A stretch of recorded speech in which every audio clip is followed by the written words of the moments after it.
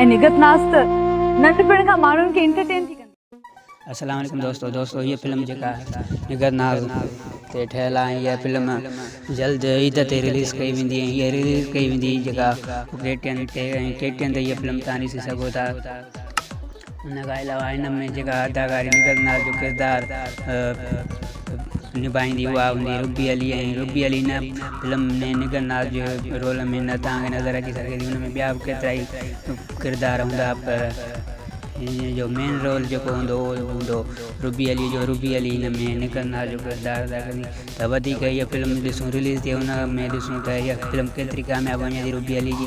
ऐं इहा जेका डायरेक्टर कई आहे उहा पाण रुबी अली कई आहे।